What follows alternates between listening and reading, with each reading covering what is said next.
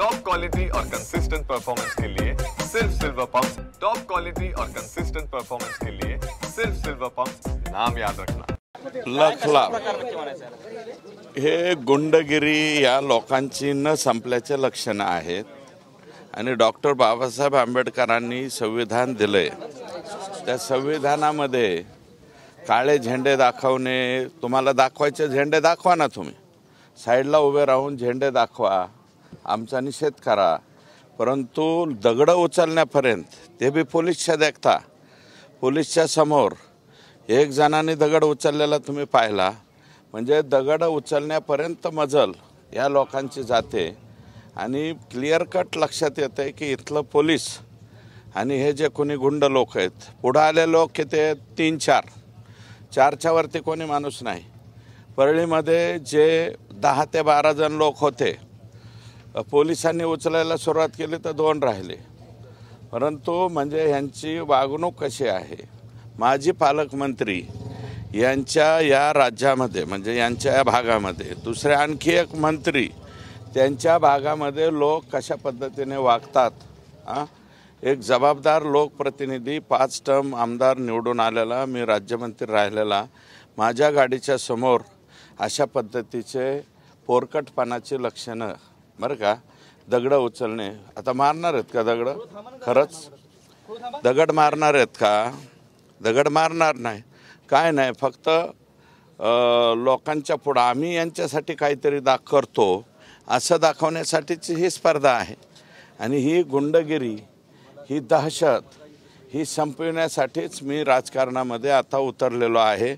आणि आणखी आता यांचे तर खुलाशावर खुलासे, आता जिरेवाडीचं एक प्रकरण माझ्याकडे आलंय, ते कृषी विद्यालय का काय आणलंय ना, सोयाबीन हे त्याचं सुद्धा बरंचसं काही मटेरियल माझ्याकडे आलंय, ते उद्याच्याला ते पण ओपन होईल। म्हणजे स्वतःचं आणि हे सिरसाळा जे आहे या गावाचं मी अनेक वेळा नाव घेतलेलं आहे की इथं मार्केट कमिटीनं चुकीच्या ठिकाणी गाळ्याचं बांधकाम केलेलं आहे।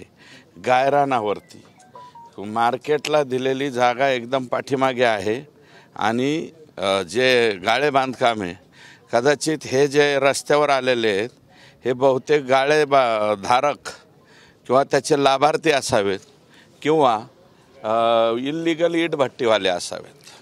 एकीकडे पण दुसरीकडे मनोज जरांगे पाटलांची काही वेळापूर्वी प्रतिक्रिया आली की सुरेश देसाई यांनी आमदारकीचा राजीनामा देऊन मराठा समाजाच्या संघर्षासाठी मैदानात उतरावं आमच्या ते आमचं दैवत आहे, दैवतावरती मी काहीही बोलणार नाही। अण्णा, एकंदरीत तुम्ही वारंवार गायरानचा शिरसाळ्यातून उल्लेख केलेला आहे, तेच हे लोक असतील का असं वाटतं? हे बघा, गायरान जमिनीचं मला बाकीच्याचं काय घेणं देणं नाही।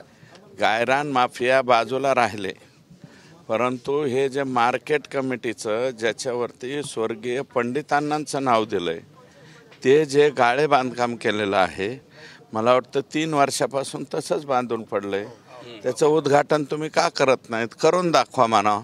उद्घाटन करू शकत नाहीत कारण ते गायरान जमिनीत आहे। आणि सुप्रीम कोर्टाचे नागप्पा गुंडप्पा विश्वप्पा या बाबतीमध्ये आणि पंजाबच्या एका ग्रामपंचायतीच्या बाबतीमध्ये अतिशय कडक सुप्रीम कोर्टाची ऑर्डर आहे। त्या सुप्रीम कोर्टाच्या ऑर्डरचं हे उल्लंघन आहे। अण्णा, अजून एक प्रश्न की तुम्ही वारंवार शिरसाळ्याचा उल्लेख करत सदस्यांची सुद्धा घरं अतिक्रमणात आहेत असं सुद्धा उल्लेख केला। 14 का काय लोकांच्या अतिक्रमणात? 17 सदस्यापैकी 17 पैकी 14, 17 पैकी 14 सदस्य गायरान जमिनीचे आहेत। बहुमत आहे त्यांचं, गायरान जमिनीवाल्यांचं बहुमत आहे आणि बहुतेक हे गायरान जमिनीवालेच बी काही लोक असावे। अण्णा, अशा लोकप्रतिनिधींना इथपर्यंत थांबवणं कसं पाहता? कारण तुम्ही मगाशी म्हटले होते की त्यांना देखील आष्टीला यायचं। नाही, आष्टीला यायचं, आम्ही आष्टीला आल्याच्या नंतर काळे झेंडे दाखवू, परंतु रस्त्याच्या कडेला बाजूला उभं राहून असं गाड्याला आडवं जाऊन नाही, बरं का।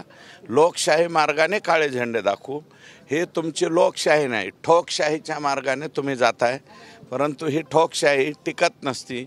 आता निमी अर्धी ठोकशाही जेलात गेली तरी सुद्धा यांना कळना म्हणल्यावर मग काय करावं?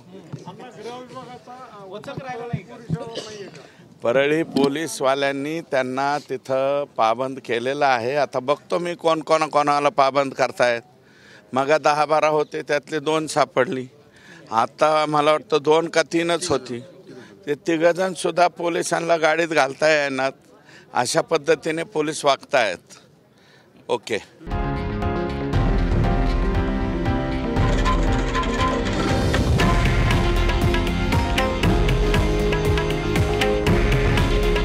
हे आहे देशातील नंबर 1 न्यूज नेटवर्क आणि आपण पाहत आहात TV9 मराठी. काळजी तुमची, हित महाराष्ट्राचं.